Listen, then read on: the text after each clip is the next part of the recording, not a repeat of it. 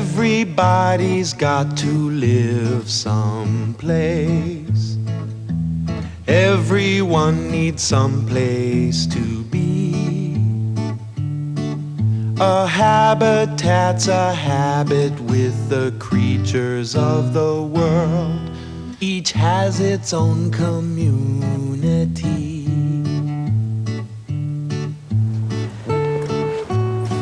Hi, I'm Jim. Today my friends and I are visiting another interesting habitat. And this habitat is one that you're all very familiar with. In fact, it's the place where you probably feel the most at home. The habitat we're visiting today is our own city. Okay, now you all know what a habitat is, right? Yeah. Sure. It's a place where lots of different organisms live. That's right. And what kind of organisms live in a city? People? Okay, but that's not all. What else? Well, lots of different organisms live in a city. Like cats and dogs? Well, there are lots of them, but there are lots of other organisms too. So we're going to take a look around the city and find out what kind of organisms live in it and how they live there. Because let's face it, the city was really built for people. And as we go through different parts of the city, we'll talk about what you see and what you hear and even what you smell. Okay, let's go. We're going to start in the center of town where all the businesses are. I see lots of tall buildings. Mm-hmm. I see short buildings too. And lots of windows. All the buildings have windows. They sure do. And flat roofs. Uh-huh. I see lots of sidewalks. Right. Yeah, and everything's made of concrete. It sure seems to be. I see people, cars, trucks, and buses. It sure is noisy. It's pretty windy around here. And you know why it's windy? Because these tall buildings tend to funnel the wind down and along the sidewalks. Ew, it smells. Well, you know, sometimes the city can get pretty smelly, especially behind restaurants, when people throw away garbage, and because of the cars and buses, too. I guess the city's mostly big buildings. And streets and sidewalks. You know, in a lot of cities and towns, most of the trees are gone. Everything's covered with cement or asphalt. Okay, let's take a look at another part of the city. Come on. Wow, I see some really big buildings and they're not houses. And those are giant chimneys. Well, when chimneys are that big, we call them smokestacks. Now, these buildings are factories, places where people make things. There's a lot of smoke coming out of those factories. Looks dirty, is it? Good question. You know, it used to be that factories really polluted or dirtied the air with smoke from their chimneys, but some of them are following the clean air laws now. Boy, it sure doesn't smell very good around here. Well, some factories do use materials that don't smell too good. Come on, let's look at some other parts of the city. Okay, now what do you see? I see lots of houses. And grass in the front yards. I see more trees now. It's kind of pretty here. Okay, now we have a pretty good idea of what a city looks like, sounds like, and smells like. Now, how would you describe a city to someone who's never seen one before? How would you describe a city to someone who's never seen one before? Tall buildings, lots of concrete, lots of people, lots of noise, factories and smoke, funny smells, lots of houses, some are close together, maybe some trees and animals. I think some parts of the city are pretty.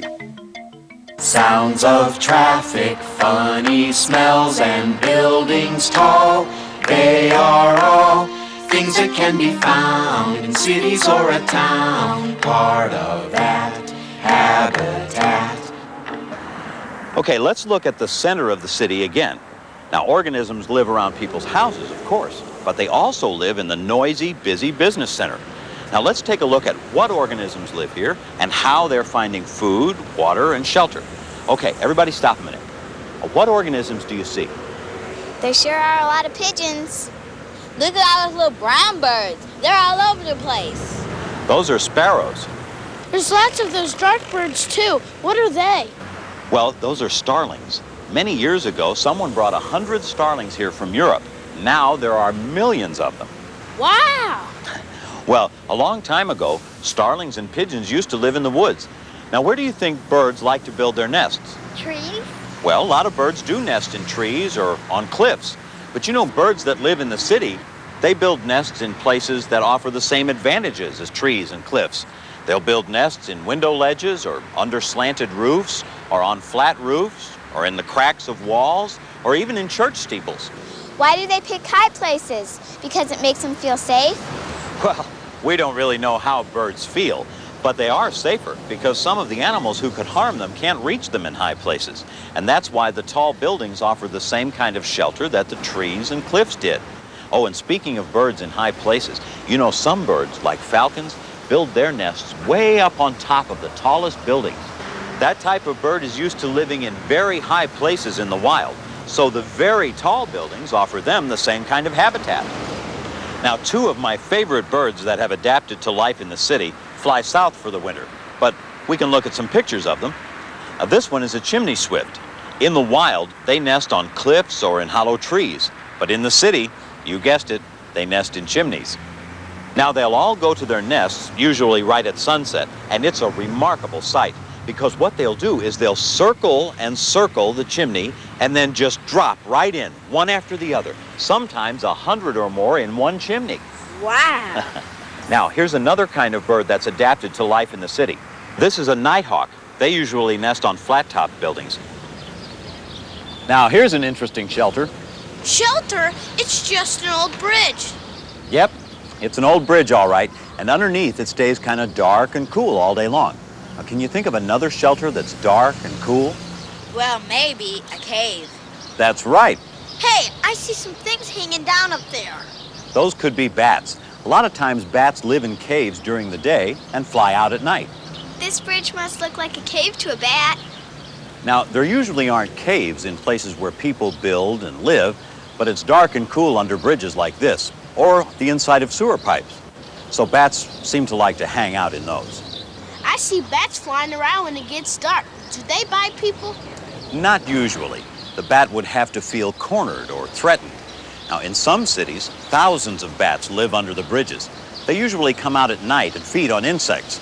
The lights of the city attract the insects, and the insects attract the bats. So there's plenty of food for them to eat in the city. Yep, they have the food and shelter they need. Now, bats are helpful because they eat mosquitoes and some other types of insects. Now, there are two other mammals that are common in the city because they eat the food that people throw away. What are they? Rats and mice. Where do they live? They live in trash-filled holes, tunnels, sewers, construction areas, places that aren't kept clean. Now, they come out at night to feed, and their bite can be dangerous. So it's wise to keep the lid on trash cans and stay away from construction areas. I guess the organisms in the city aren't too choosy. Well, I don't know if choosy would be the right word, but I'd say that the organisms that live in the city are adaptable. Adaptable? Yes, they can adapt or change to life in the city. A dark bridge works as well as a dark cave. A tall building or a tall cliff or a big tree is all the same to some of them.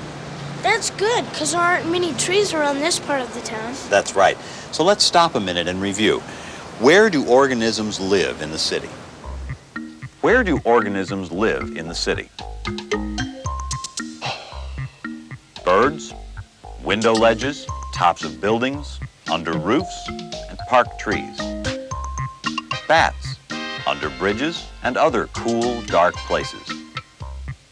Rats and mice, sewer pipes, holes in ground, basements. Organisms seeking shelter may not find the normal kind, so they have to change to places that are strange. They adapt to the habitat. What does all the animals eat, Jim? Good question. Now, they've solved the shelter problem, but what about food? Well, the falcons we talked about eat small animals like mice or rats or pigeons and smaller birds. What about the pigeons and other birds? What do they eat? I saw some people feeding the pigeons in the park. That's right. So the people feed the organisms, sometimes on purpose, sometimes not. Let's go around the corner of this building into the alley. Come on. Okay, what do you see in the alley? I see some insects in the cracks. Yeah, and there's some more over there in that trash. Here's some ants. That's right, and at night, roaches come out to eat the trash too. See, there are lots of insects and sometimes even cats in the city, in cracks and crevices, holes and pipes. And the birds eat the insects. And sometimes the birds and the insects eat the food that's thrown out with the trash. So what people do may help feed the insects and the birds. That's right. Look, those plants are growing right out of the concrete. Well, all it takes is a little bit of soil for a plant to grow. You'll find them even on rooftops.